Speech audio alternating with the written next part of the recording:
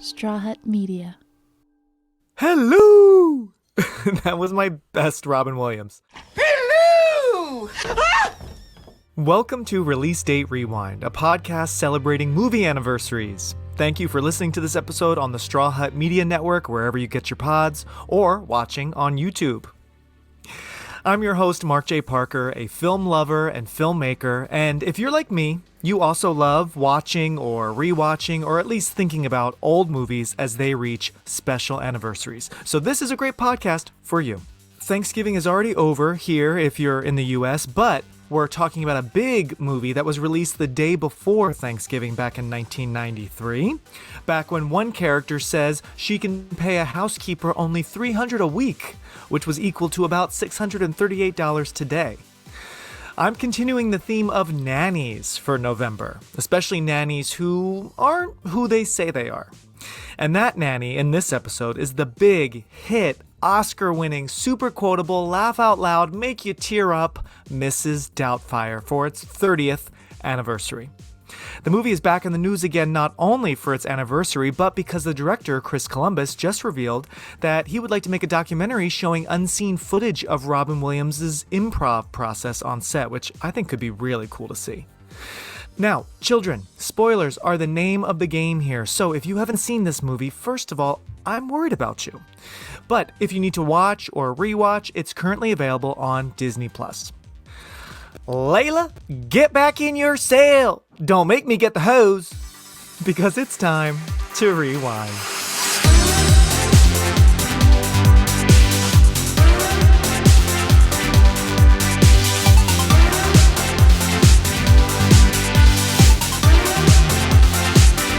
I'm so happy, so nice to be chatting with Lauren Evangelista. She's back on the show. It's been a little bit, but Lauren has returned to Release Date Rewind. What's up, Lo?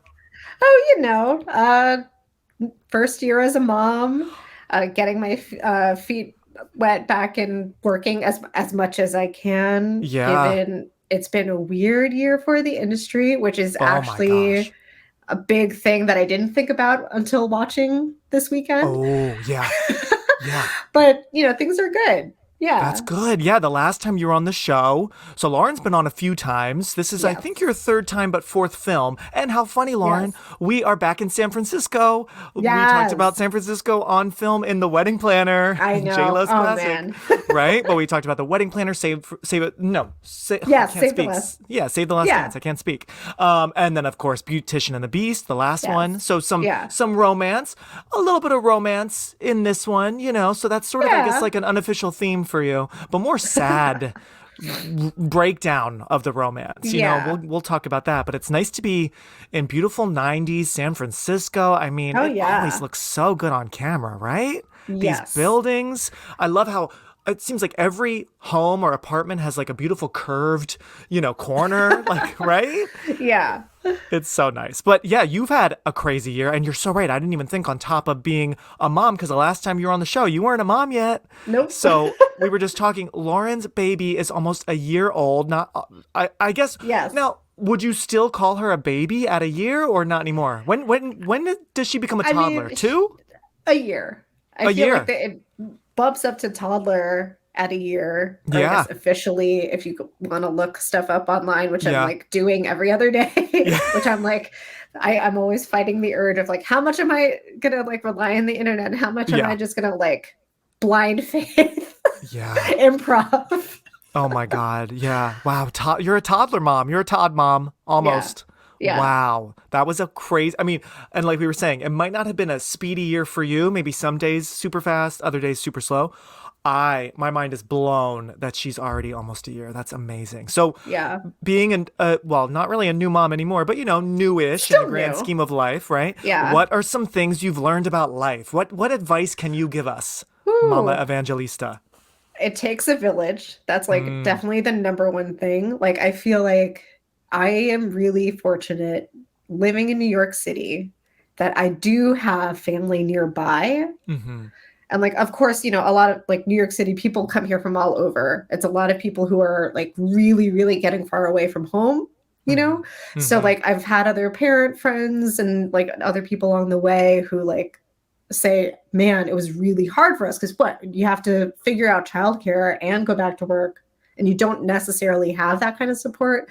And Right. I'm really lucky that, you know, we were able to really lean on my parents for the first That's year great. to help, like, you know, they basically were our nannies. Yeah. Because As I how got far back to work. away are they from you, like door to door? Like an hour or Yeah, I'd say an hour. I mean, ish? and they Yeah. like they're loving their like commuter life, coming in Oh on the yeah. train and Oh, I taking was the gonna say, subway. do they drive or do they? Yeah, No, they no, no, take no. public transpo. Okay, yeah, Anytime I've asked them to meet us and they drove, it's always been like this major stress. It's like there's definitely an age, and I'm yeah. sure I feel like I'm getting there in my own way where like you just Mm, don't have the tolerance to drive like certain hmm. places anymore, and that's definitely them for New Yeah, York. But at least like, you know, they're willing to take the train, which is great, and yeah, you know, it's just funny seeing how much their lives have opened up. Like yeah. they actually just went on a trip and we're like, oh yeah, we walked like all 5 miles a day. And I was like, you probably got training from that by coming here. Wow, that's amazing. Yeah, Like you're probably right. taking my daughter out to the park every day that you're Oh, here. So yeah, I yeah. mean, it takes a What village. park? What park are you Um, nearest? so yeah, so I'm in Williamsburg and we're Mm-hmm. near this big park, McCarran Park, like Yeah, literally McCarran. walks away. Oh, So that's it's great. really not like I always appreciated being by the park, but now I really appreciate Oh, yeah, I believe being it. by the park, So nice. which Wow. is Yeah, that's a great park great. because I know they have a pool there. Am I right? There is a Or they pool did? there. Yeah, they Yes, still there is a do. pool there. And I remember going there some nights years ago when I lived in the city when we were hanging out. Yeah. I remember sometimes I would go there to see like their outdoor movies. Do they still do those? Yeah, Do you know in the they summer? do. Yeah, Yeah, yeah. cool. Yeah, I've always loved that. It really takes a village, and like Yeah. it's been really amazing to see how much support will come. Mm-hmm. And it's really important if you can get it. That's like the number one thing Oh, that's gotten me through that's for year amazing. one. So Sally Field would appreciate what you're saying. I feel like she knows yes. what you're going through. It takes a village. She needs her husband to stop with the party, I right? And know. like Yeah. help me out, Yeah. right? Yeah. Yeah. It's Oh my definitely being gosh. a mom has definitely shaped the way I view this movie. Like it Oh feels like a yeah. weird, silly thing to say, or like a Mm, very like catch-all like thing to yeah. say, but it totally is true, especially Oh just yeah. because this is a movie about parenting and co-parenting. Oh, totally. Oh, Yeah. yeah. Rewatching it just earlier today, and I think the last time I watched it was 5 years ago for its 25th. Because, fun fact, 5 years ago, one of my many side jobs that I always have, one of them was working at a trivia company after my day job working in TV. So every now and then, because it was just like extra money, it was easy, I would like Yeah. host and I every now and then would write questions, and I emailed the owner of this trivia company and said, well, Mrs. Doubtfire is a big movie. Everyone loves it. Very few people do not like that great comedy, right? Yeah. You want me to write questions, trivia questions for like a future night? And he thought, oh my gosh, great idea. Only 2 people ended up showing up. So it was not a success. It was not as popular as I thought it would be, but I remember watching and pausing every minute, coming up with trivia questions. So that's the last time I saw it. But yeah, rewatching it today, not that I'm a parent, but I completely see it with with 5 years more of life in me, Hmm. with more perspective, Oh with, yeah. seeing some of these lines that I missed, hearing these words, and I'm like, wait, what did he just say?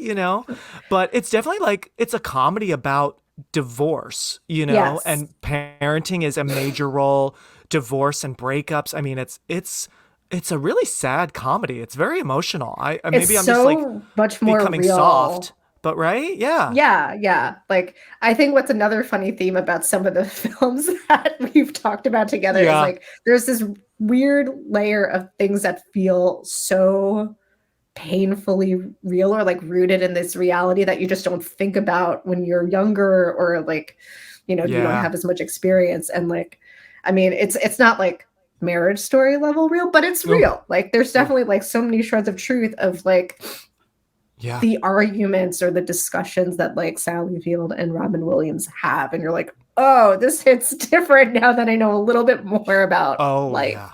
Yeah, you're right. I didn't even like compare it to Marriage Story, but I mean, they're like, Marriage Story is, obviously pushes it Extreme. further, and I did cry at the end of that. But yeah, I mean, the screaming at each other. I mean, it's all very similar. Totally. Yeah. Yeah, yeah. I mean, some of these scenes, we'll get into it in a minute, but it's laugh out loud hilarious, of course, but it's really touching and quite stressful and really Yeah. awkward at times for sure. I mean, when they are screaming at each other in the kitchen, and even later towards the end when she's finally going to give him, The custody, redemption. Yeah. right, the redemption, they're even still kind of going at it then. I mean, but I appreciate that. It is like you're saying, it's very realistic where it's not a perfect happy ending. It's still a little Yeah. dirty. It's still got miles to go, and they're not like getting back together. So yeah, Yeah. I love this movie even more. But we are going to get into it. But before we do that, tell me more about your year. What are you working on? What have you been working on? I know the strikes, I'm sure, slowed Yeah. some things down. What's going on that side of things? And how's Yeah. how's doing that while also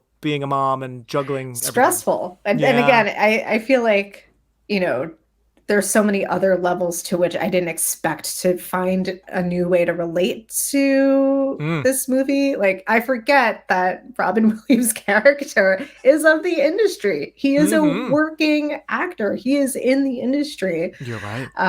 And so I really felt definitely that pain of like, okay, like you really have to go job for job, and like you do one thing that like, and you don't have anything else. Like, what else do you have to fall back on? What's like the next step that you type of job that you can get based on your Yeah. skill set?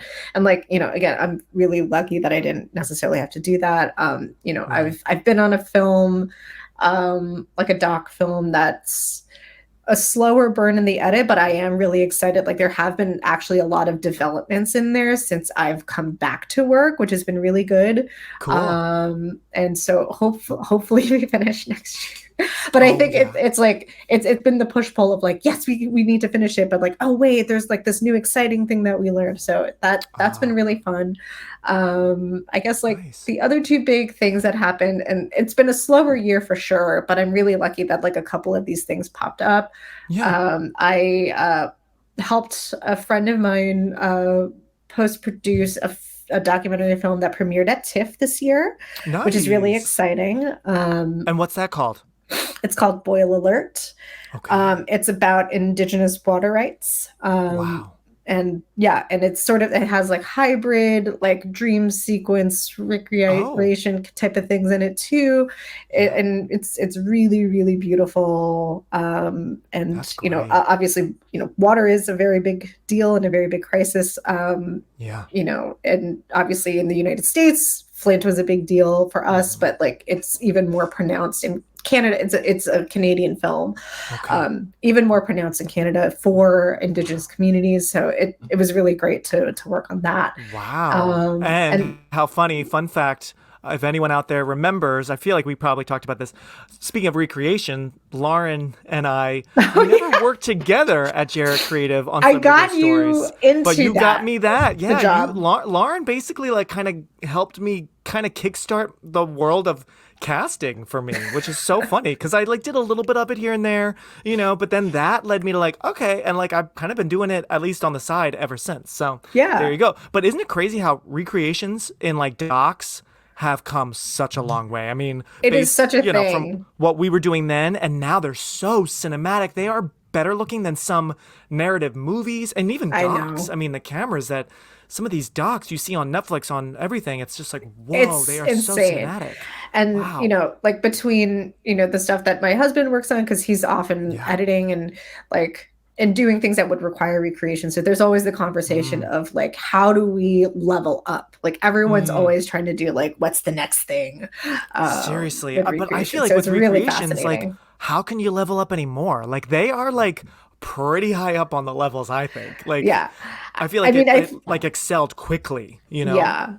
But an exciting news that literally just dropped today is Ooh, breaking the news. show that Joe, my husband, was co-EP for, that I worked on as well. Algiers America is nominated for an IDA award for best multi-part doc series. So that was Amazing. super exciting to see, and especially because That's we've also been hitting amazing. the like awards, like trying to like Yeah. apply for things, and Oh so my it's really God, yeah. nice to have that like nomination and that recognition. So it's Good for really you. Now, exciting. IDA, what does that mean? What does that International stand for? Documentary Association. Okay. So it's a lot, it's Awesome. definitely a lot more documentary Yep. focused, but Hmm. then at least it's like we're kind of like with like products versus we did go for the Emmy, but Hmm. it's, you know, it's so competitive now, Oh, of you course. Are you know. kidding? The Emmys. I mean, if you get an I mean, Emmy you have to nom, be like a high end oh my celebrity, God. you Of know, course. thing, especially just for like anything doc related.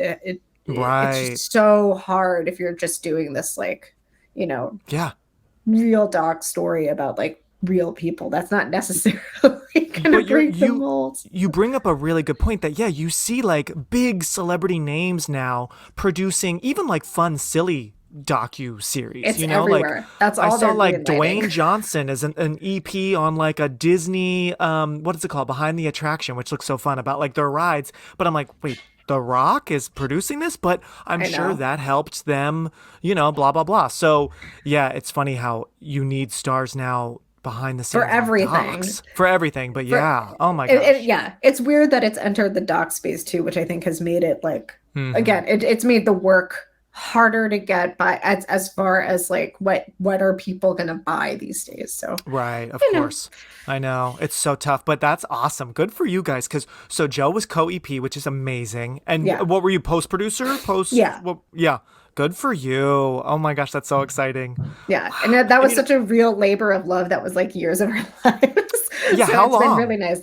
I mean, we've been talking about it with you know, Joe's creative partner for like 2 years. I mean, like Okay. I had the baby, and then the day after I got home from the hospital, Joe went to a sound mix Oh my to god. deliver Oh the my god. show. Oh my god. And we were I just like, literally just I don't got know what to stressed. do. Oh my god. We're like, this is just what it Yeah. is. Okay. Well, you're very cool, and because you obviously know how it goes, I'm sure you were like, all right, well, it would be great to have you here, but you also have to handle that baby. So, you know, you get Yeah, it. exactly. Yeah. And again, Wow. it's But that's when the village came in to help. yeah, So that was I'm good. sure.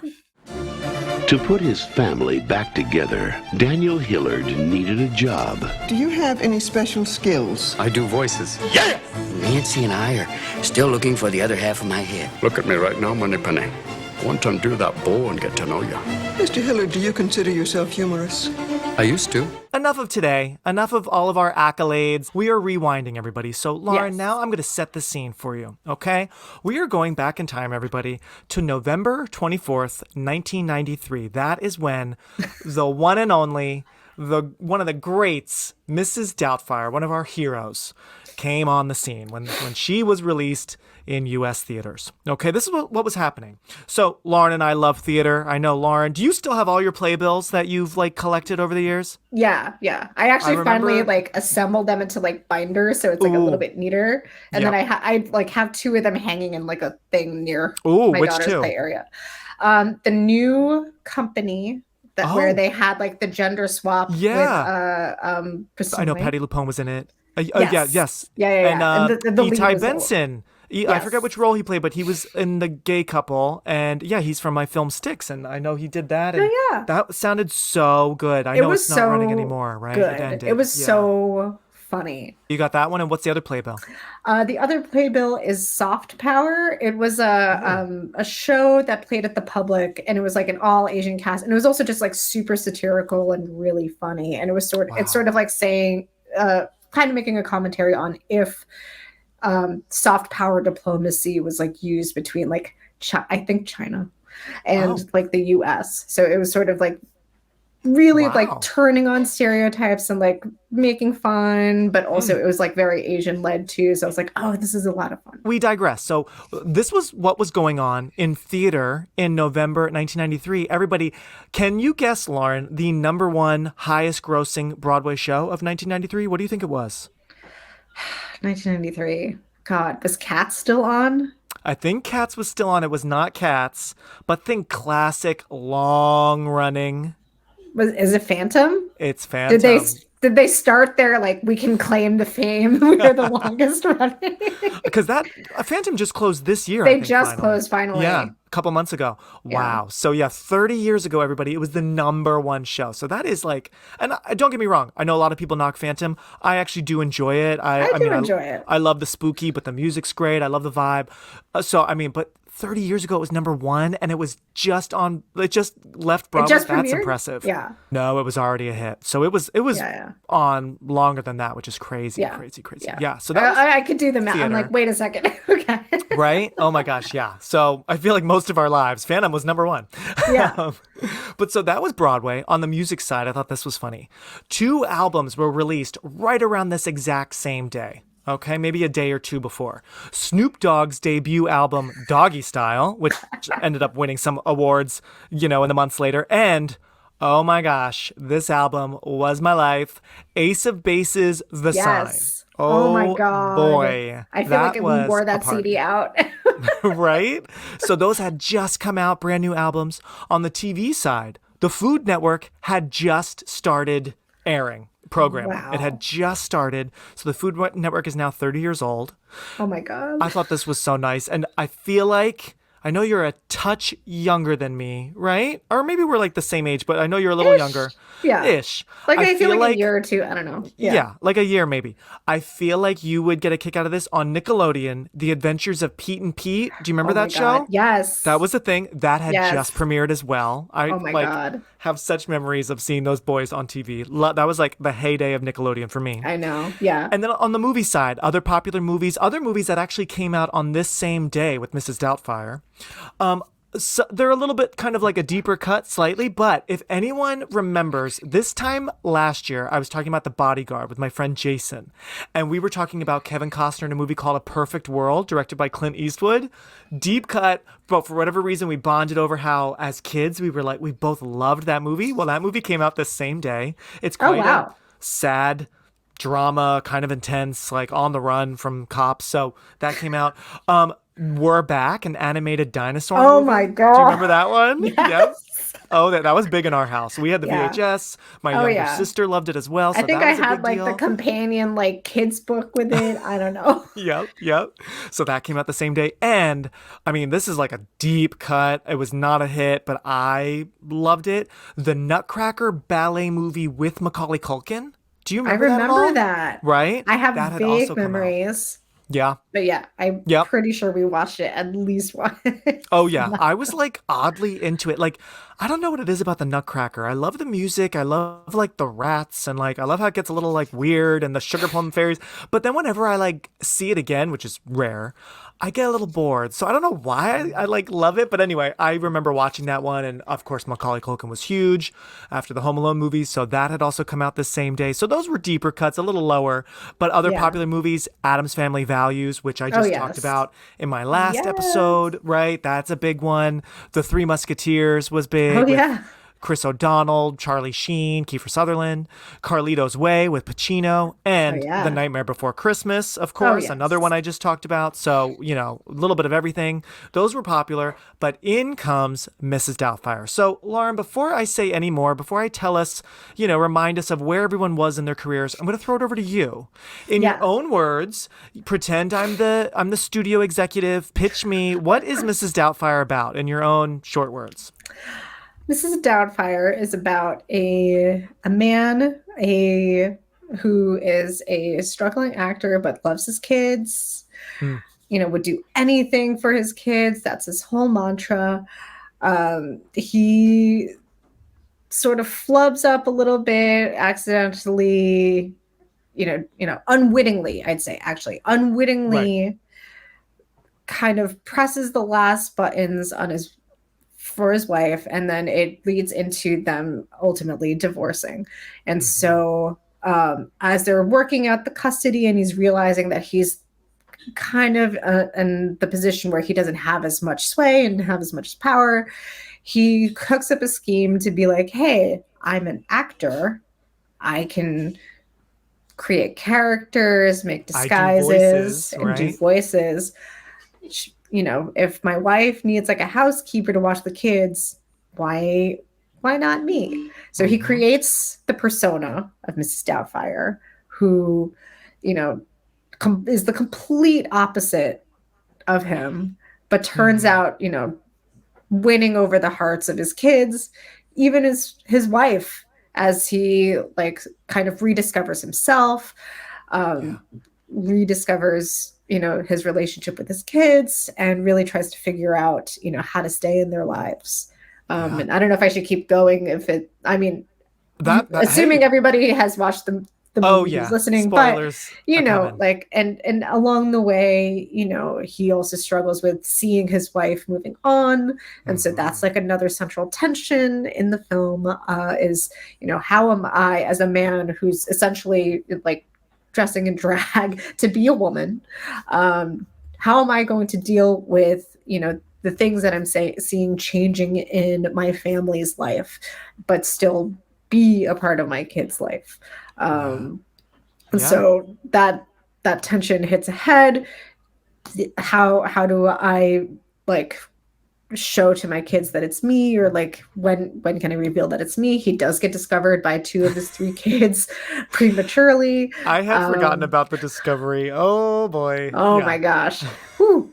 And I'm surprised at actually how tastefully they do it. Like not going too far into like the danger zone there. Right. Yeah.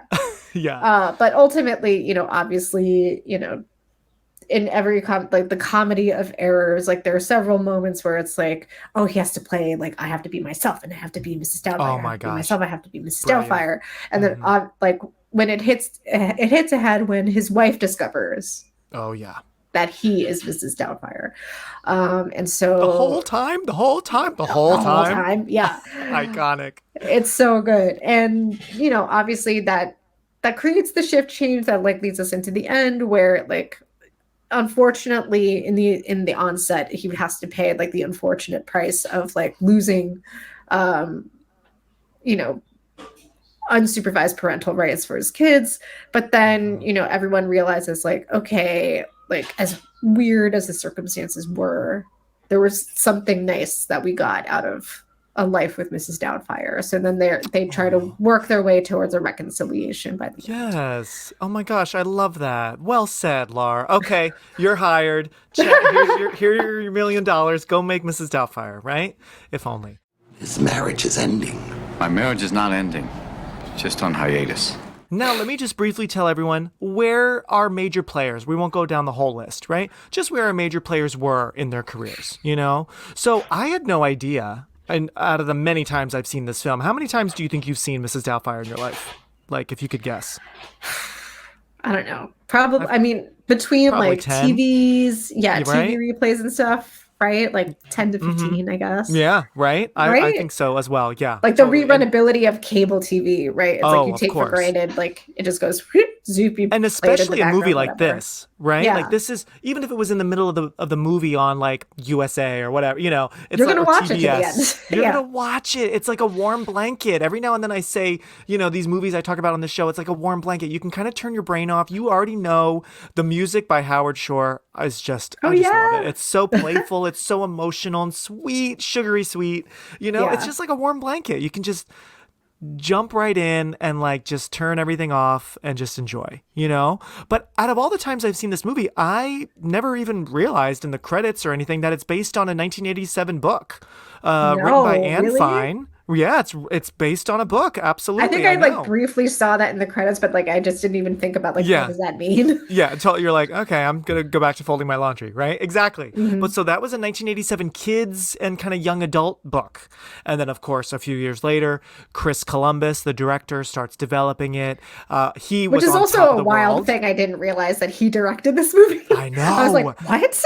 Him? That guy. I mean, I know we have our Spielbergs, we got our Scorseses, but like Chris Columbus is someone we don't often think about. That guy has to be so loaded.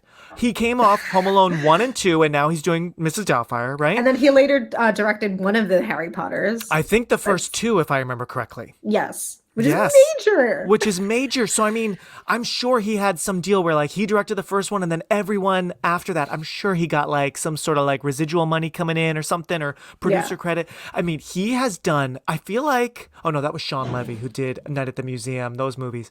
But no, Chris Columbus, he did Gremlins before this. So, I mean, he has done some mega memorable movies. So, yeah, I mean, mega, like, family movies, which are, like, that's just buku bucks right there. Exactly. That's residuals. That's replays. That's us watching on cable anytime it's on. So good for you, Chris Columbus. You cracked the code. But so, yeah, so he just came off Home Alone 1 and 2. The script was written by two women, Randy Mayhem Singer and Leslie Dixon. Now, from what I could see, Randy was a pretty new writer, but Leslie Dixon had a few hits under her belt for sure. Now, of course, the cast, and we'll just talk about our lead adults, you know, so that we're not spending too much time. But I mean, the late, great, absolute icon, Robin Williams. Now, Laura, would you say, is this Robin Williams' most famous role, would you say? Or is it Aladdin, which was the year prior? What do you think when you think of Robin Williams? I feel like for kids who grew up in the, like, millennials, fine. I'll accept the term. For millennials, if you were a kid when that movie came out, yes, that would be. If you were a little bit older, I feel like, you know, I would go turn to, like, maybe like Dead Poet Society or Mork and Mindy. Or Good Morning Vietnam. Good Morning Vietnam. I was like, is it Good Night? Good Morning Vietnam, and or Good Will Hunting. Good Will Hunting. I feel like you'd ride either like the earlier or the later, like serious roles. But I mean, this is a good medium, like, probably one of his biggest roles. I mean, I feel like I had played this game with, like, some people that I had worked with on a prior show called the IMDb game. Where it's literally like, it's not, you pull up somebody's page and, like, you have to get everybody to guess the top 5 that IMDb lists. And it can be super random and, like, not even really be like the top grossing or whatever. And I feel like Mrs. Doubtfire, without a doubt, would be in that top 5. For sure. Oh, for sure. Well, also, fun fact, did you know, Lauren, and I wonder if people out there know, I'm sure some do, on IMDb, so you have, like, your top 4 or 5. If you don't, so IMDb kind of assigns that based on where it falls at the time you make a page, I guess, where it falls on the long list of everything, but you can change that. So, did for you your know own that? personal use. No, I did not. Oh, yeah. You could change it. I've changed mine a bit. I'm like, all right, I think I'm most well known for this now, blah, blah, blah. Not really that anymore. So you can change it. But yeah, I feel like at the end of every year, I need to hire an intern to, like, make sure my IMDb is up to date. I know. Oh, I know. So much work. And a decent home for his kids. How do you like it? Can't you just tell Mom you're sorry? But he found a way. I'm placing an ad for a housekeeper. Housekeeper? Could you make me a woman? To have both. Wow. Let's pray. I feel like I bet you most people have seen this movie out of all the things he's done, you know? Yeah. Of all ages. Yeah. So he's amazing. He just did Aladdin the year prior, which is funny because we open with him doing voiceover for an anime, you know? So, like, that's kind of fun timing and all that. Figaro. That was the first time I had ever heard that song, and I was so excited by it, you know? Right? As a kid, like, whoa. Like, what is this thing? I learned so much about pop culture through this movie. Absolutely. This is one of the notes I wrote down. Yes, Barbra Streisand. Like, I didn't really know her yet. So, like, you know, having Fiddler, him. Matchmaker. Right, exactly. I was like, oh. Right? Exactly. I agree. So, yeah, we definitely learned some things that we were just too young to know on our own. But so he just did Aladdin and that really weird movie, Toys. Remember Toys at all? That was with him, Joan Cusack, LL Cool J, a really weird movie. Moving over to another absolute icon, the great Sally Field, who gives us, she is acting for the gods, honey, in this movie. Her unsung hero. Her short little bob blowout is moving and grooving the whole time. Gosh. She and is she great. Looks great. She looks great. And Greg even said, he goes, man, her waist is snatched when she's in, like, that work, you know, blazer. It's like a suit with, like, a fitted vest in the beginning. You know, she's bringing home that soccer cake in the party. Jump around, you know, like, wow, she is snatched, honey. And I looked up ages just because I was curious, because Sally Field didn't seem young in this movie. So I was like, how old was she? She was 47. She's Oh, 77 this wow. year, which is crazy. She She's looks 47. great Looks for 47 great in that movie. Absolutely. Robin Williams was a little bit younger, 42. Huh. And then our third actor, Pierce Brosnan, pre-James Bond. Oh my gosh. So slim and trim. I mean, he's so always young, but very so tanned. young. Yes. As Mrs. Doubtfire makes fun of, right? She says, accent's a little kind of muddled there. Really? Well, so's your tan. He was like 39, 40, I think, by the time the movie came out. Pierce Brosnan was 40. So all in their 40s, but, just a little bit of age difference between them. But anyway, so Sally Field had just come off of Homeward Bound. Completely forgot she does a voice in the Homeward Bound movies. I think she's Sassy the Cat, if I remember correctly. That makes sense. So, yep, totally forgot. And the year before that was Soap Dish, one of my faves. Great comedy. Lots of good people in that one. And then Pierce Brosnan. We'll cap it off at him. This was before James Bond, before, because GoldenEye was maybe, 2 years after this, I believe. Like, I feel like I always thought of him in my head as, James Bond. Oh, of course. Oh, yeah, because especially by 95, that's kind of when we were really becoming, aware of pop culture and all that. Like, so, I kind of, but I did also know him as another really weird movie. The year before this, he was in The Lawnmower Man. Really strange. Did you ever see that one? No, but it makes sense that you would know that movie. Oh, yeah, I know, right? It's super weird. It's him and Jeff Fahey. It's, I think, a Stephen King short story. I forget if it's called The Lawnmower Man or something else, but it's really weird. If you ever check it out, it's really twisted and trippy because it's like kind of the beginning of like cool computer effects and like it's just so weird. So he was the lead in that. So there you go. But that's kind of where everyone was. And of course now Mrs. Doubtfire is just going to make their stars shine even brighter. So Lauren, now I'm going to ask you some questions. Yeah. When was the first time you watched this? Do you have any memory of like... It was probably home. It was probably right? at home. Yeah, on like TV or maybe you guys rented it or something. I feel like we probably did like a Blockbuster. Blockbuster I feel like night. a lot of my movie watching initially was definitely Blockbuster rentals. So I can totally imagine it being a Blockbuster rental before like it being on TV. Totally. Oh yeah. Yeah, I can't remember when I first saw this. I don't know if I went to the theater because let's see, at this time, 30 years ago, I was 6. So I could have gone, but I don't know. So it's a blur, but I'm sure I was with my family. I'm sure you were with your family as well at home watching it. Yeah. Yeah. And definitely with my sister. I feel like the rewatches were always like, we'd be like, let's put it on TV. Oh, that's cute. And did she always enjoy it too? Oh, yeah. I mean, I forget like a couple years ago, she was Mrs. Doubtfire for Halloween. Oh my God, that's awesome. Oh, and she had like the two little like pot lids and like she took a picture of her putting it to her chest. Oh my God, iconic scene with the boobs on fire, right? I'm getting hot flashes. Gotta talk to you. A father's work is never done. My first day as a woman. I'm getting hot flashes. That's so funny because earlier this year I went to an adult camp, not in a weird sexual way, just an adult a queer camp, and there was a drag night. There was like a fun tea dance, and someone dressed up as Mrs. Doubtfire, a guy dressed up as Mrs. Doubtfire with the flames. It was like construction paper on the boobs. It was a great That's so funny. costume. So I love that she dressed up as that as well.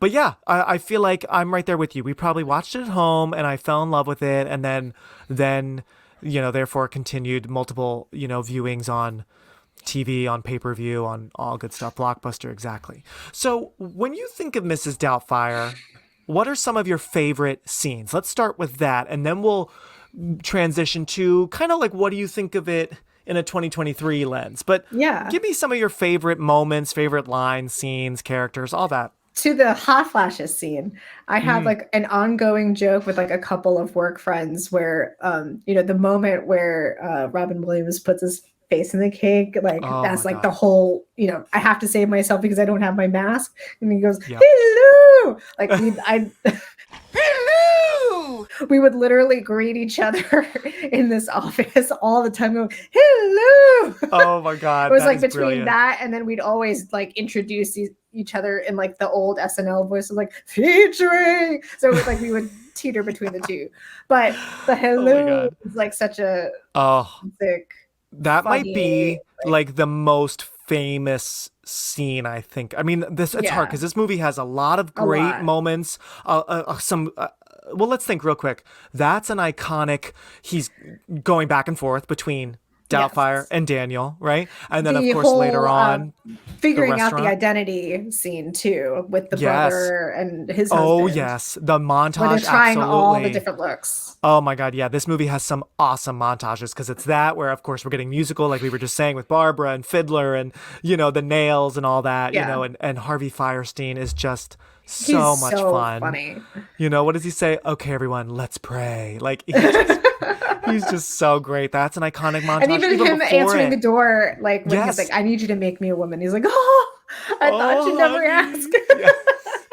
And what does he say at the end before we get a good full view of Mrs. Doubtfire? We're just over Robin Williams' shoulder. He says to him, any more and you would look like mom. And they're all like, jackpot, you know, like, woo. I love them. I love how, and I also love how Robin Williams calls them Uncle, oh my gosh, hold on, what's his name? Uncle something and Aunt Jack, because they're, you know, a gay couple. And I love how the gays come through with the design, honey. They got all their great masks and wigs and makeup. Uncle Frank and Aunt Jack. I'm like, oh, that's so cute. You know, you got to have the gays. It's San Francisco in the early 90s. Yeah. I mean, come on now. Yeah. But even before that, we have another great montage of Robin on the phone with Sally, you know, trying to I totally forgot about that. Like the weird, with those like, great voices. Prank calling, which watching it now is like, it's weird that he did that, but okay, sure. I mean, it's clearly just a vehicle for him to try out all these like crazy voices. You know, it's funny actually because obviously we can compare this movie to Tootsie, which I talked about on the show. That came out about 10 years prior, 11 years, you know, and that was a massive success, of course, with Dustin Hoffman, an actor as well, you know, playing an actor who can do these disguises and voices, right? So there's definitely some similarities. But with Tootsie, that I realized, you know, now with my 2023 eyes, that Mrs. Doubtfire doesn't have is Tootsie has like an ally, even if he doesn't want to be involved. And that's Bill Murray, his roommate, who knows what's going on. And so it's interesting. In Mrs. Doubtfire, Robin, you know, Daniel does not really have anyone else who knows, at least not from the start, right?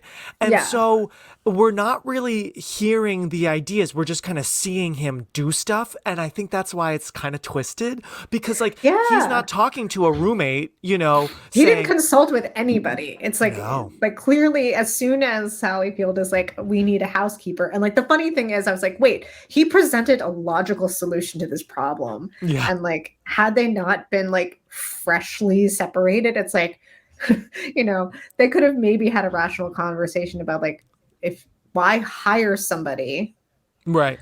You know, if you need someone to watch the kids, right? Exactly. And like he presented that idea, was obviously rejected, and then he takes that rejection and is like, "Here we go. I'm just gonna take control, create a character or whatever." And like that, it's like I think that's the degree to which, you know, not to like super just jump into that vein. Like I feel like the thing that's happened and like people have like revisited and like sort of made fun of is like, let's recut the trailer of Mrs. Doubtfire as a horror film. Because I think like, you know, on paper, if you think about like logically what he did, it is weird. Like I feel like, you know, to go that far to lie to everyone, including your children. You know, and say like, I'm going to pretend to be this person in order to be with you. It is weird. It is very like, and maybe a little scary because then you're also just like, do I know you? Like it's kind of the classic, like, do I really even know who you are? Oh my gosh. You're right. It is like actually kind of scary, much like Chris Columbus's Home Alone movies. It's like, wait, these guys so badly are obsessed with this kid and want to hurt him? Like, why? This is twisted, you know? But you're right. Like, dad didn't get his way. So now he's just sort of taking control and changing mom's phone number on the ad for the housekeeper so no one can actually call her.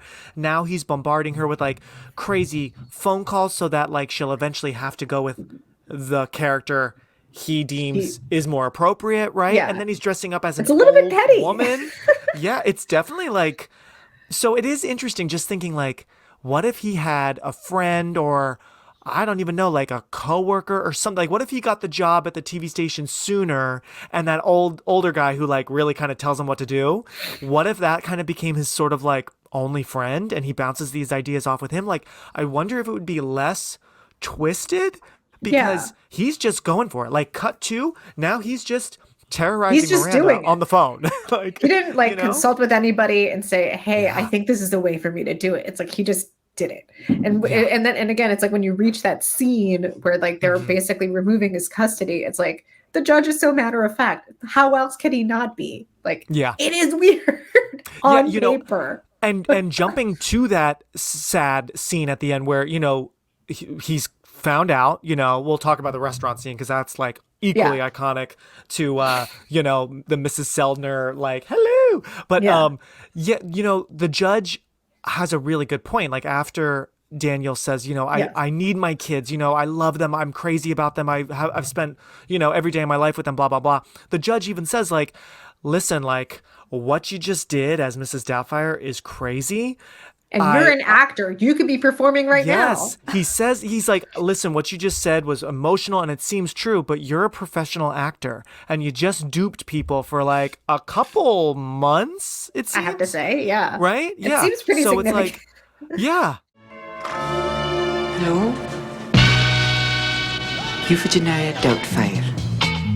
Papa's got a brand new bag. Luckily, the movie, of course, there are some kind of fantastical things that happen, right? But like, just Mrs. Doubtfire is able to just walk into the kitchen and pour pepper all over Stu's shrimp, and then like little things like that. Ridiculous where it's like, scene. no one looks around. And also, speak of twisted, I mean, that is dark. It is very dark. Hates Stu. And I mean, we all kind of hate Stu, don't get me wrong, right? He's a good kind of like bad guy in a way. Although there really is no bad guy. Robin Williams is sort of good guy and bad guy, because he's doing it, right? But like to do that might be the beyond petty. It's like what he already, all the digs he's taken at Stu, it's already pretty petty.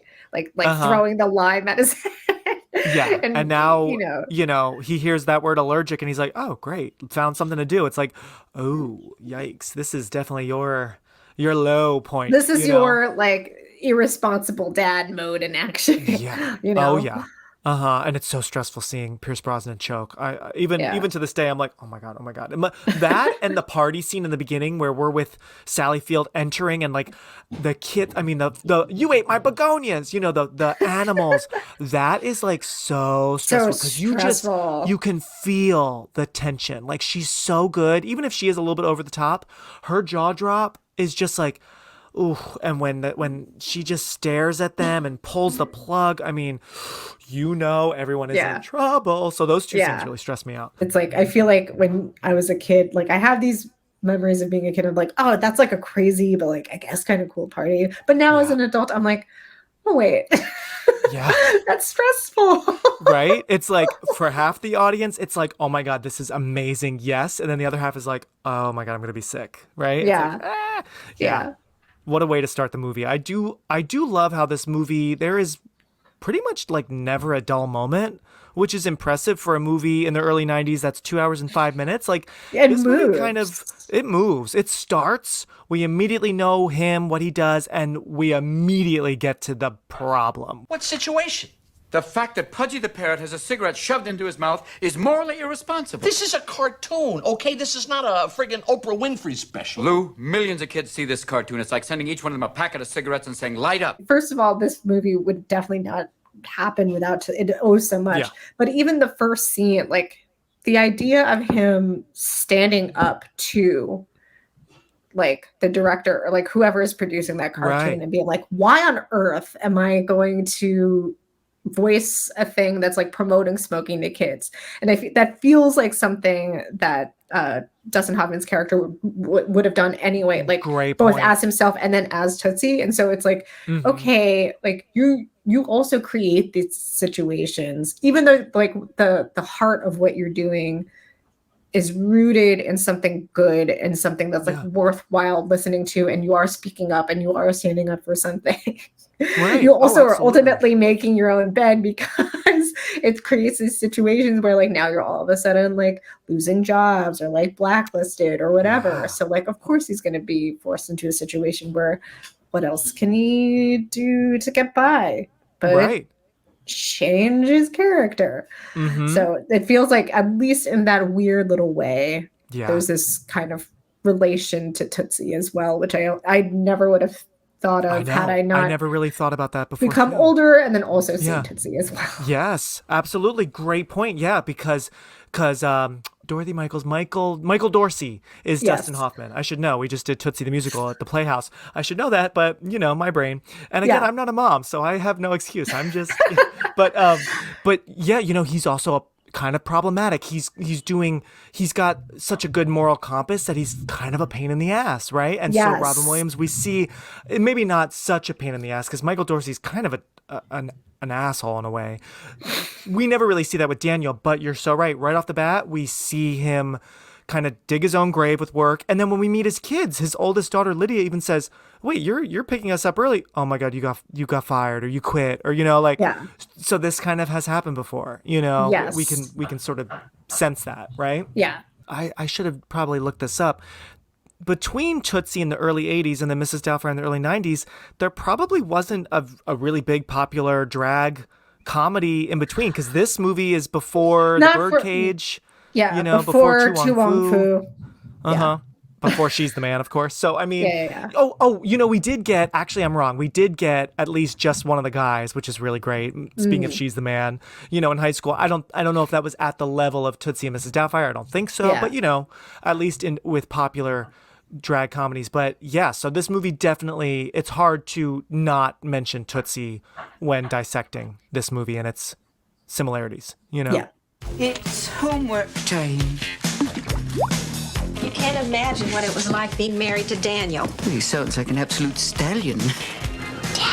Some movies, especially at this time, they might drag it out for a bit, get Yeah. to know everyone, no, within like those first 10 to 15 minutes, wham, bam, I want a divorce, Everything which already always explodes. brings a tear to my eye. I let's talk about the sad scenes because Yes. there definitely are like that scene when they're screaming at each other and the kids the are kitchen. they're in the kitchen and the kids are up on the stairs, obviously listening and watching. And oh man, when Daniel says, "Come on, let's go on a vacation. Let's bring the kids." And then she says, "Our problems are going to just be here waiting for us," And he says, "We love each other." And the way she stares at him, it's so memorable. Like, I feel like even at a young age, rewatching this just the first couple times, I just knew like you just, that really stings. It feels very raw, the It's sad so- divorce stuff. It's very raw. And I feel like Yeah. it's interesting. Like the thing that I walked away with too, and especially if we're thinking about all like the different fight scenes and especially with Sally Field's character, like I feel like as a kid, because you're so positioned to be like, I love Mrs. Doubtfire, I am on Robin Williams' side, he's always going to be positioned as like the person that you're rooting for and favoring. Yeah. And like all she really wanted was to be seen and to be heard. And like I feel like viewing it both as an adult, as a mom myself now, between, becoming a parent and also like having friends who like watching other friends go through the process of divorce. It's like divorce is such a different experience when you're a kid versus also when you see other people going through it too. Like actually understanding the adult part of like what it all means. Like I definitely felt like, oh man, like if only he could really see and listen to what she is saying about the fact that she has to position herself as like the responsible parent. Like he is the struggling actor. She had to get the corporate job. And like, I think she said, like makes a comment about like, I sort of had to give up my dreams or whatever the case may be, not feel like the bad guy anymore. And I think she also makes that comment too, where she's like, I just feel like I'm not the fun person. I'm not the bad guy. And then when she circles back and kind of says like, we all became better people when Mrs. Doubtfire was around. I liked who I was. And I think the daughter says it too. Like that's also very real and it's very raw. And it's like, it just takes all of those steps, I think, the ruse and the disguise that Robin Williams has to do. Like he has to literally force himself to become another person to be a better person himself. Yeah. Yeah, absolutely. He becomes someone that makes all of them better, because they even say that at the end, Miranda and Daniel, she brought out the best in us and the kids in Miranda and I think Miranda says, and even in you, and he agrees, he actually gets his apartment in shape, and he actually can start cooking for the kid, all that kind of great stuff. But it's interesting. He creates a character that makes everyone's lives better, but still it's not sustainable, it's always got to be temporary. It can't go on. And even if it did go on, I mean, that's even more twisted, the earlier it ends, the better for everyone. So it's weird. It's like Mrs. Doubtfire makes everyone better, but this has to end quickly or else, I mean, that's just like entering this other level of like twisted psychosis. Yes.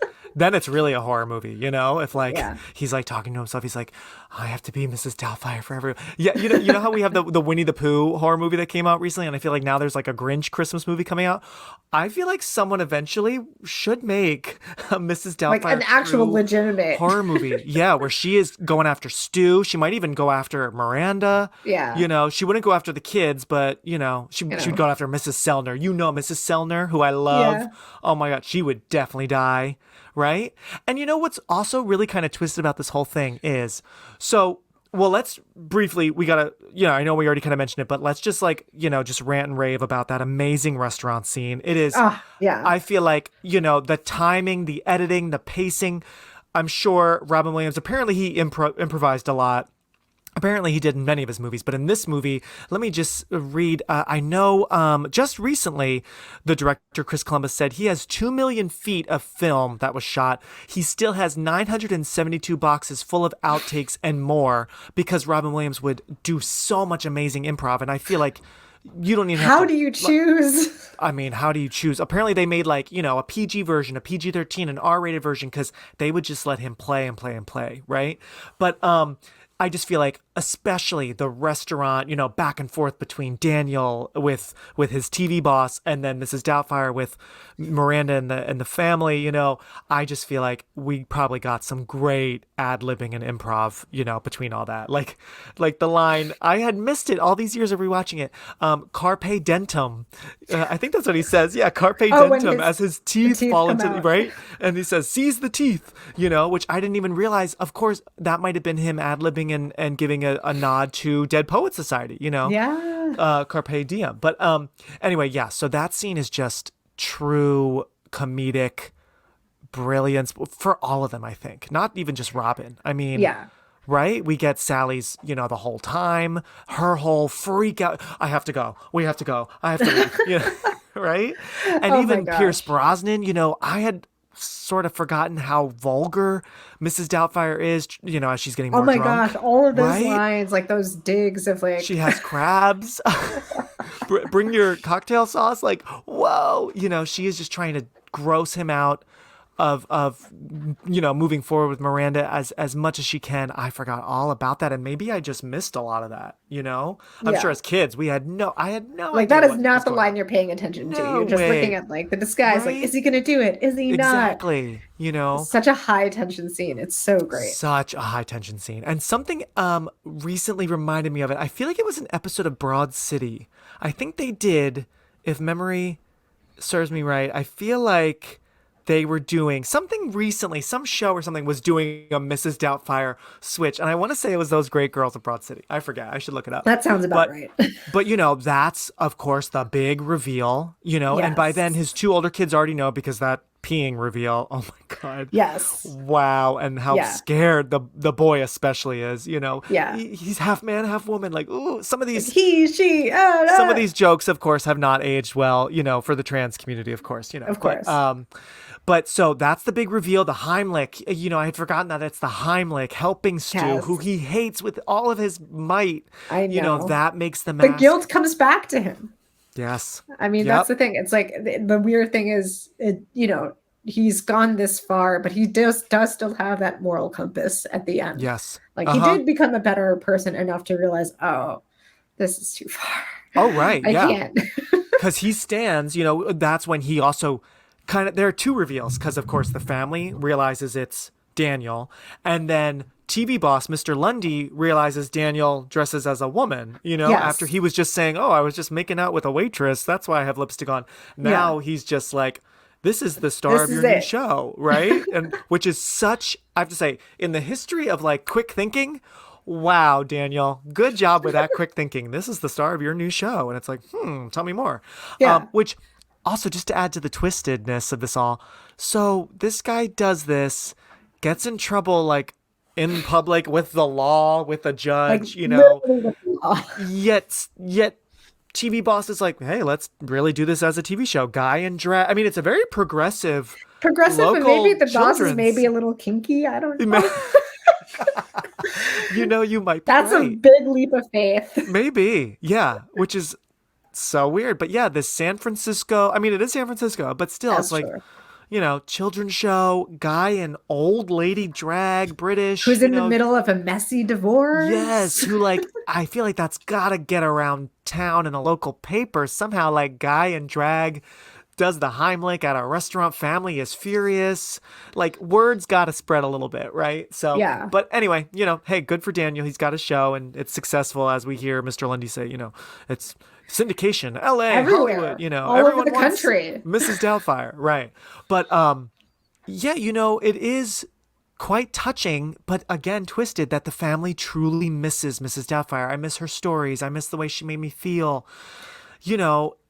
It's manipulative because earlier, I think it would have been interesting if Mrs. Doubtfire is like, oh no, I shouldn't hear anything about your husband. Oh, I don't, but no, Mrs. Doubtfire, when they're sitting in the kitchen, she's fishing she's fishing. She's like, so how was he in bed? It's like, oh, this is like so it's weird. And narcissistic. Yeah.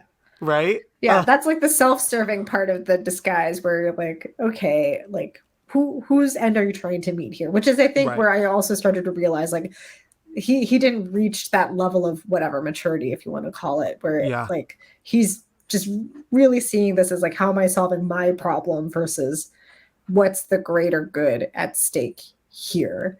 And then that moment where they finally have that like face off with Sally Field, it feels like, oh, this is about more than just me.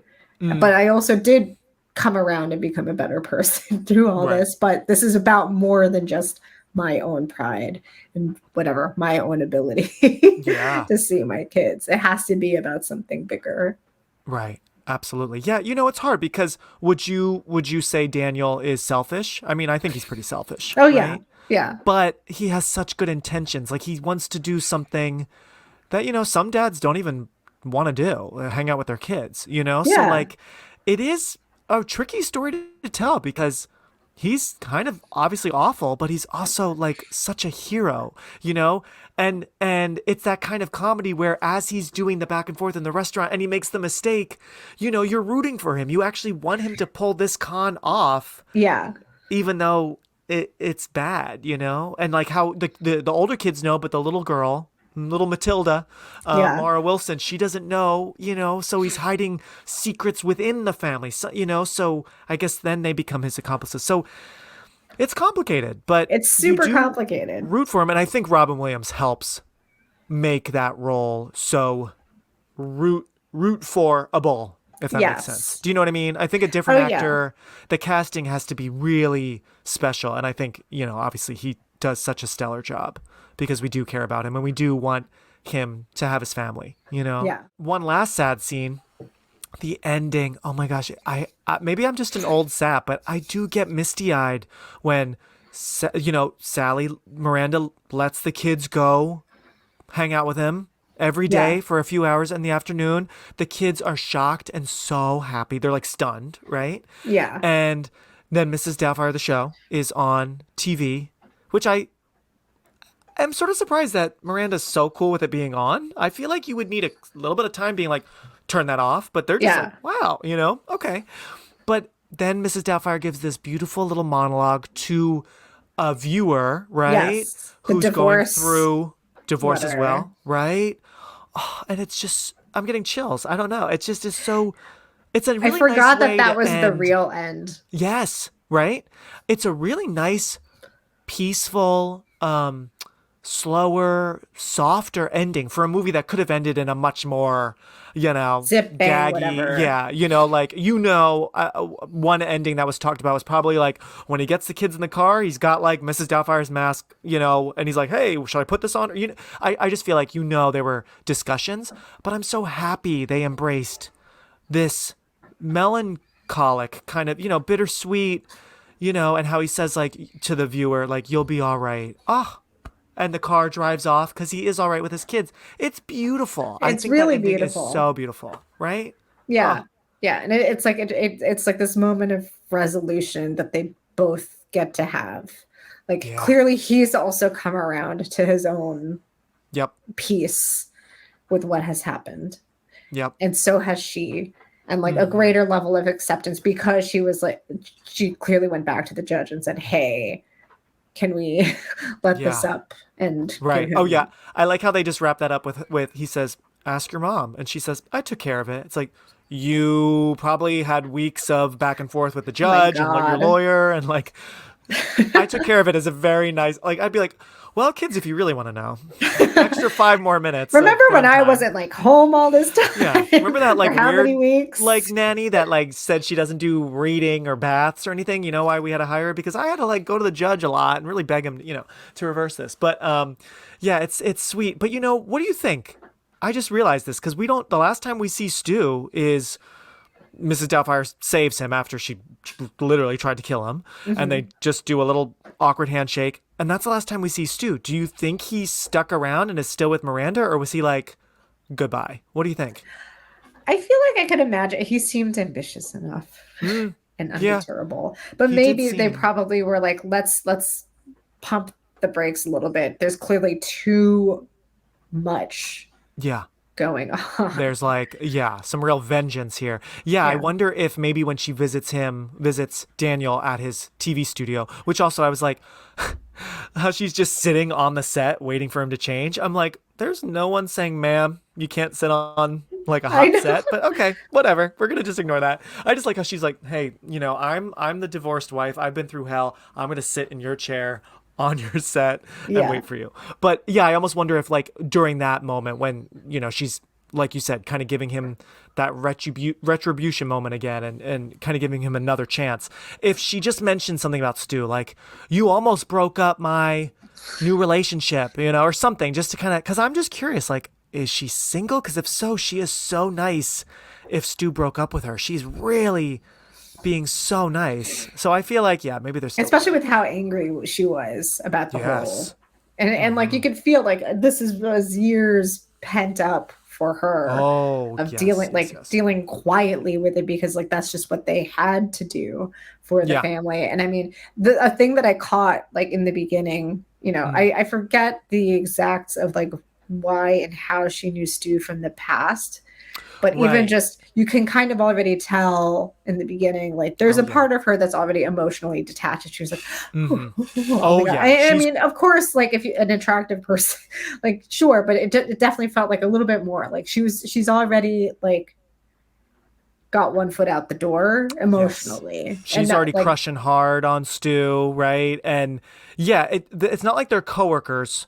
They seem to actually kind of be competitors in a way or something. I think he was a client, like a you're right. Client. Former client, right. And they just kind of kept up, he says, I've been reading about you in the trades. That's a cute scene early on when he's like basically hitting on her, and she's, she, even though she has a crush on him, and like you said, she's trying to be composed. She's trying to, it's work, and also like, I'm just freshly like separated, all that stuff. I'd love to get reacquainted. Can't you see the lust in that man's eyes? One other fun scene that I feel like I kind of forget about, but it's so good, is at the pool when Mrs. Doubtfire is getting drunk. And her voice is getting a little deeper, and she's like hitting on that blonde woman who is so not interested. A little, again, maybe didn't age super well, but it's funny. But then Stu comes over and is bragging about, Miranda and her kids. I love the kids. And then he calls Daniel, a loser. Oh, he's such a loser. And without a second to even think about it, Mrs. Doubtfire just throws that lime at his head. It's so good. And what does she say? She says, it was a run by fruiting. The terrorists, they ran that way. It was a run by fruiting. I like forgot about that or never heard it. I was like, oh my God, a run by fruiting. And again, I'm like, did Robin Williams come up with that? Like, I need to find the script and I got to read through it because I got to compare what was written versus what we actually got, you know? He's still the same old dad, only better. Dinner is served, madam. It's not necessarily fun, but I feel like it's a big moment when the kids discover who Mrs. Doubtfire really is. Oh, yeah. Yeah, like I feel like I definitely remember that moment. And there's like kind of both levels of maturity, but also levels of like unknown and fear. Like, Oh, yeah. I mean, definitely like what it means to be masculine and back then totally plays into the son's reaction. But I feel like it was still pretty measured, and I feel like he did kind of quietly come to a little bit more of acceptance, even though he was like, I need a minute, which is also fair. Again, I feel like the idea of like someone lying to your face and you have to start wrapping your head around, is there something about you that I don't know and I'm discovering this now? So of course, like the son's reaction is valid to be so scared. Well, think about it. Yeah, the son just walked in, the door is not locked, and your female nanny's peeing standing up. I mean, you know, it's weird how he says to his sister, he's got everything, you know, in the balls and everything. I'm like, well, I don't know if you saw everything, but okay, I don't want to think about that, right? That's kind of crazy. But how the son is also so freaked out, like once he knows that that's dad, he's like, well, you don't like wearing that stuff, do you, Dad? Yes. Whereas Lydia doesn't say that. It's still like the kind of macho man thing of the early 90s, you know. And even earlier when Chris, I think that's the son's name, Matthew Lawrence, so cute, when he meets Mrs. Doubtfire, he is so taken aback by her size. Whereas the girls, not so much. You would think actually the little girl, I forget her name. But anyway, Natty? You would think, Natty. Yeah. You would think she would be like, whoa, you're big. Like that actually would be super cute. But again, it's the boy who's like kind of like making, you know, just Making the observations. connections, maybe. Yeah, and maybe that's on purpose because he's a young man. So like, you know, but I'm just like, I don't know if the boy would. I don't know. It just feels very of the time. When nowadays, I don't know if only the boy's going to talk about physical stuff and like, oh, can't believe you're wearing that, Dad. You know, like you can't like that stuff, right? You know, because that's so bad. You know, but yeah, that scene. It's funny. I kind of forgot about that reveal with the older kids and the peeing. Like, it's quite a shock. Also, I mean, it's a shock for us. I mean, opening the door on anyone peeing is awful. Stranger, friend, family member, no one wants to do that. Like, I just remember being at a Lenny's in New York years ago and opening the door after ordering my sandwich, and a woman was sitting on the toilet and like, stood up and was putting her underwear on, and I was just like, you know, like, so no one wants to do that. So it's very like visceral. It's a choice. It's a very jarring way. It's like, how else do you signal it so clearly? Yeah. I mean, it could have been done like where he's on the phone and he's as Mrs. Doubtfire, but talking in his voice, or it could have been done a different way. But we are going right to the private, literal, parts. Physical, anatomical. Yes. Something is not right with this woman. Yes, and how horrifying, quote unquote, is it for a seemingly female person to maybe, you know, like that whole thing. So, you know, I think if the movie was made today, that's not how we would probably find out that reveal. I wonder how they treat it in the musical. I know. version. I was going to ask. Yeah, you haven't seen the musical either? I haven't. No. Yeah, I know it was on Broadway. Not as long as you would think. It was kind of. I think it's on. I'm sure it's touring. It's probably touring. Yeah, I'll totally check it out. I'm sure it's fun. I feel like you can't go wrong with that. But yeah, I wonder how they updated it, because when we did Tootsie and when I saw Tootsie on Broadway, it's updated a little bit, but I know still there were some, you know, jokes that even when it was on Broadway were not universally loved. So even for our production this year, the script changed again. So yeah, I mean, that's the thing. I love drag comedies, and as a queer person, like, I know, like, you know, it's never gonna probably be all that PC, because by nature it's not really, you know, traditionally PC. So I get a kick out of Yeah, them. you're but pushing the boundaries no matter right, what. absolutely. And that's so the I mean, point. what we find, kosher today, I'm sure in 30 years we'll be like, oh, can you believe we thought that was okay? So, maybe. But, it's still very funny. Even some of I'm the music. surprised with how okay I was with the film. Like, again, Yeah. I think because it's actually so much more about the process of divorce.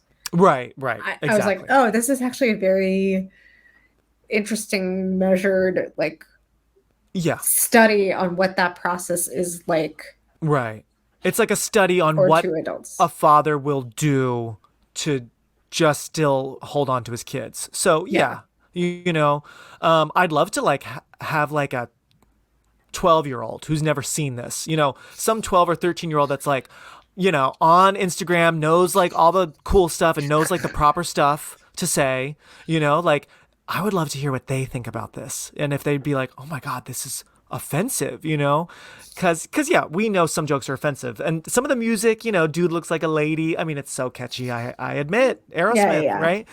But some of the music, walk like a man, it's just like, haha, on the nose, a little on the nose, but I just, wonder what a younger person who's never seen this, what they would think. I have to like ask around someone's kids, or I used to be in the Big Brothers Big Sisters program. If I was, I'd be like, hey, okay, let's try to watch this movie because I get a Gen Z guest on your show. Right, exactly. If you're listening and you're in your teens, send me a voice recording. Hello, dear! It's not a Mrs. Doubtfire celebration without some love from other fans, right?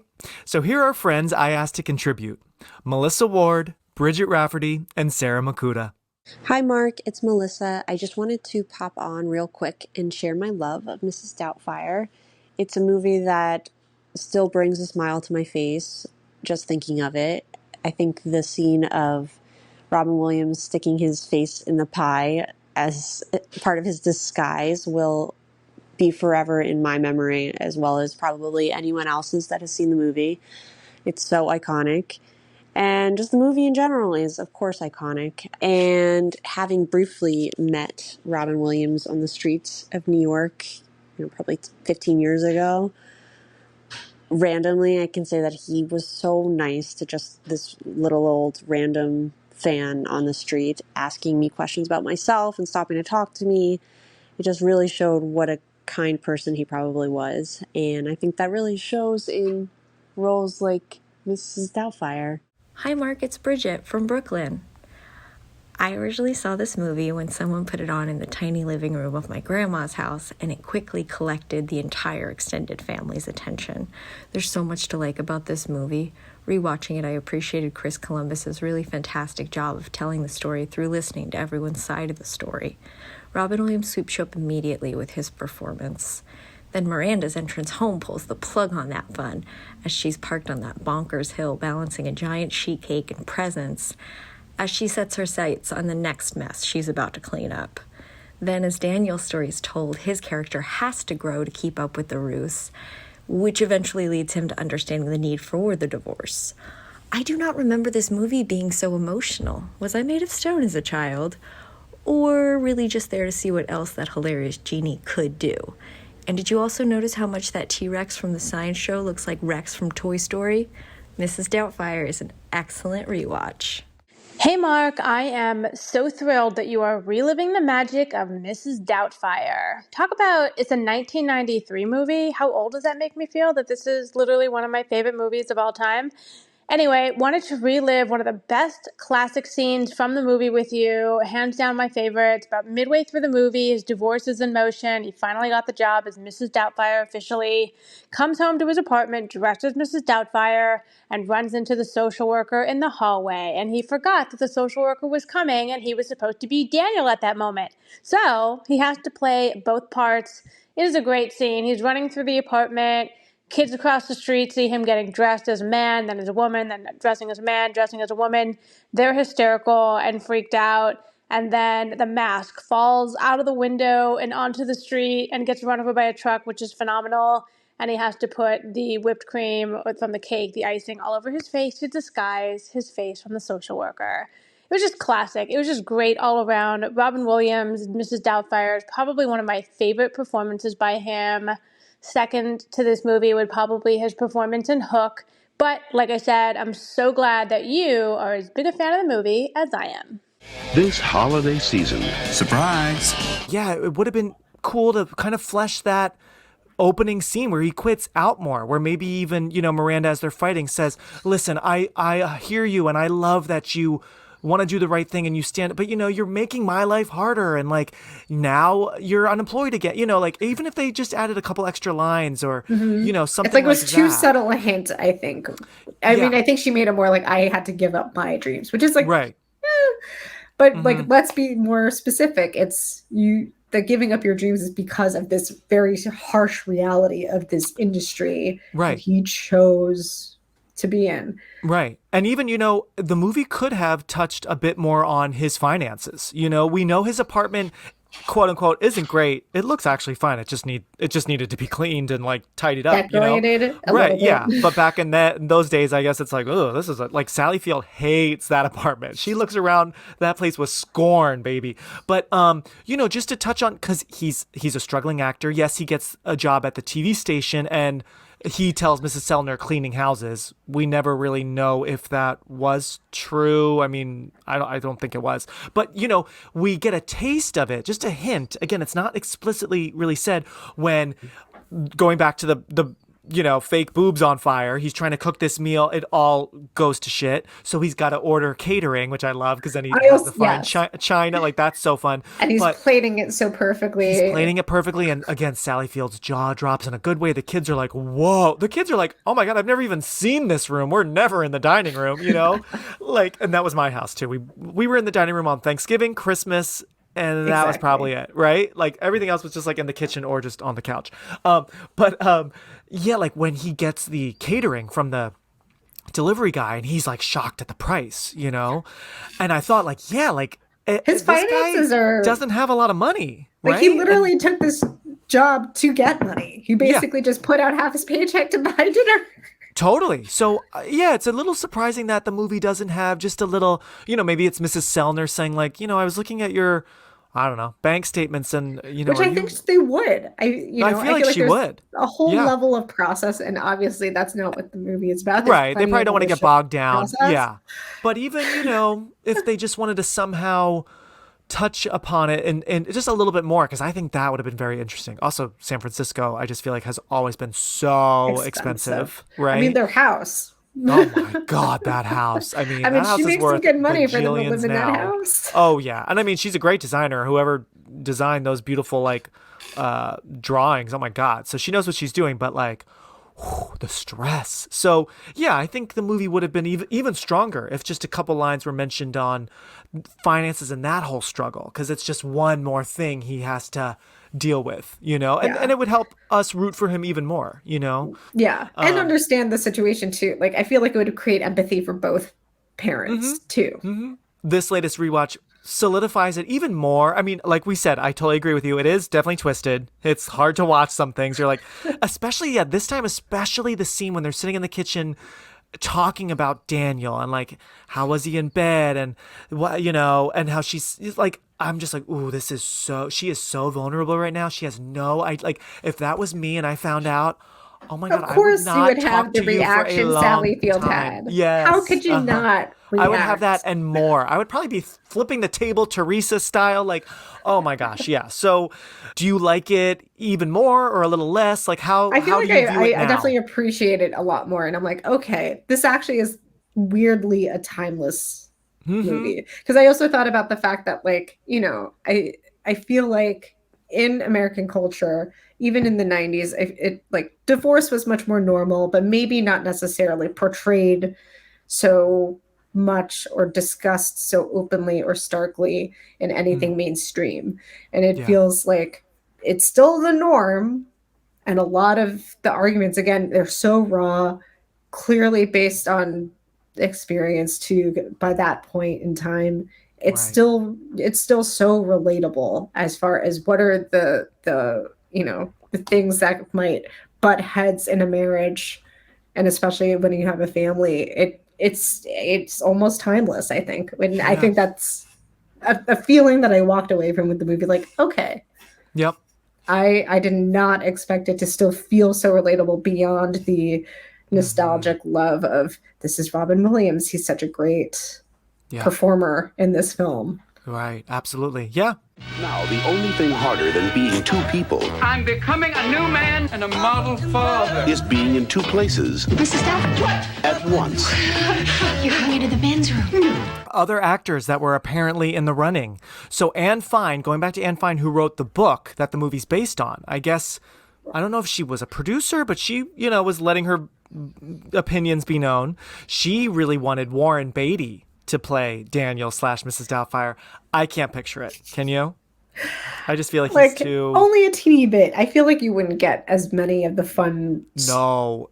It would be less fun. I think it would have a different chaotic energy, but maybe that would be where it leans into the creep. Right. Oh, yeah. Yeah, I could see that. And I think it would be just far less physical and I don't know. Yeah, I don't know. Maybe Something a little less warm.